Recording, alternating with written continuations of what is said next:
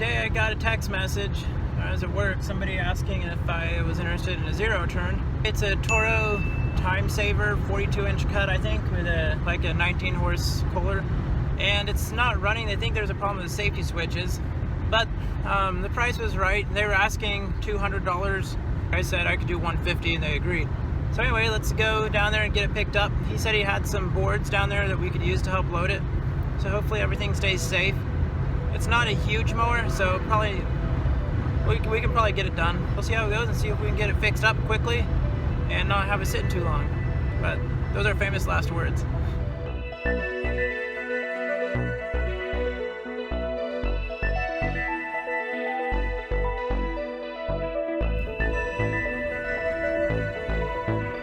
not a bad looking little mower. All right, we got her loaded up. He used some boards he had there and he helped, and it came off the boards, and we deadlifted it a little bit, partially in the back end. And now it's time to head home. Okay, so today I picked up this Toro Timecutter 4200. And now it's time to see if I can get it unloaded, and we'll see if this puppy runs.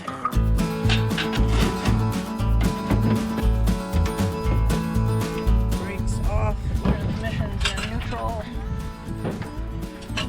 Let's see if I can move this thing.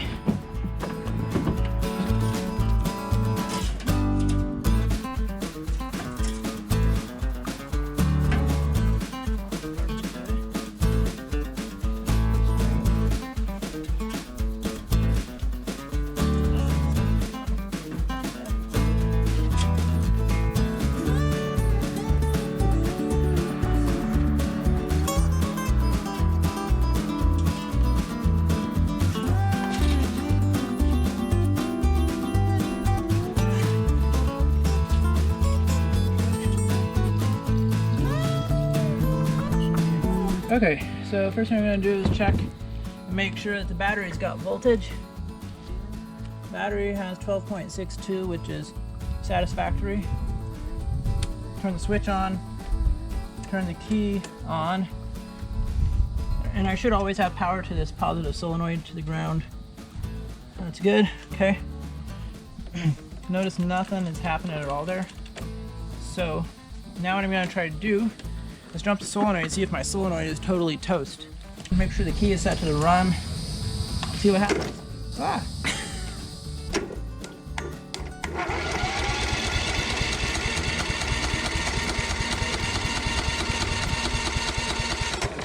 Okay, that's a good sign. So it cranks over fine. It wasn't firing there. I think it would have fired if it was going to. I think they may just have a blown fuse, which could be really easy. And it looks like these might be our fuses right here. I'm not sure what we got going on here. Oh, this is a diode. You can tell because it says that on the little symbol there, the line with the arrow going to it. That means it allows current to go one way through there. I don't know, and I still haven't found the original fuse block. There should be an original fuse somewhere. So there's also something else that could be besides the fuse, which would just be a safety switch. And normally, I say normally, but for sure you've got your parking brake switches, which you've got one on each side. You've got your PTO switch. And on some of these mowers, you also have a reverse switch, which will also try to kill the mower. So it could be any one of those 3 or 5 switches, which could be keeping it from starting. But something else that's a little unique is that normally, even if a mower has a safety switch that's not going right, you'll still hear the PTO switch click off and on. Because when you interrupt spark, that turns off the engine, but it doesn't interrupt power to the PTO switch. And this PTO switch is dead. So it's gonna make me have to think a little bit more about this. Okay, so I just took out these screws here. See if I can see what's going on, because it's possible the ignition switch is bad. But look, there's fuses. Let's pull these fuses real quick and see if they could be the issue. That fuse is blown. See that right there? It's not connected up top. So that is a good sign for me. That fuse is fine.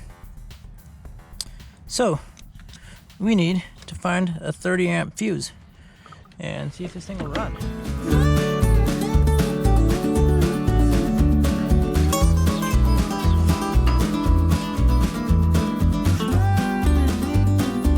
There's gotta be one out here somewhere.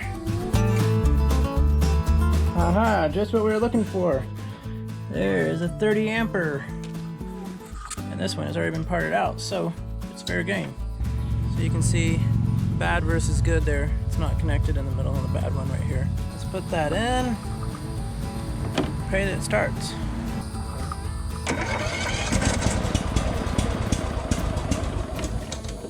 Couldn't take my choke off fast enough. Let's screw this back in real quick so I can actually test it. Alright. We found out what the problem was, or we found out why it's not running. But what we didn't find out is why the fuse blew. And it could have just been time. Could have just been old fuse. Could have gotten hot for some other reason. I don't really know. We're gonna see if we can get it running. And then we're gonna see if it blows again. If it doesn't blow again, we're on our way. Ready for the moment of truth. Ah.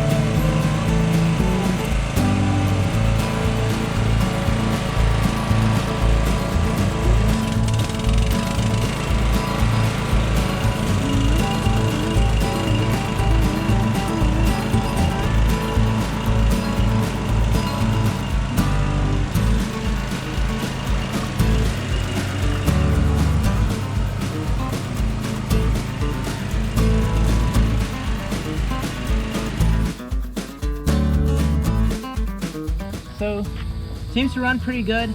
I think it's a little bouncy in the seat, which might be triggering the dead switch a little bit. I'll make sure it's all peeled up and everything, and check the oil.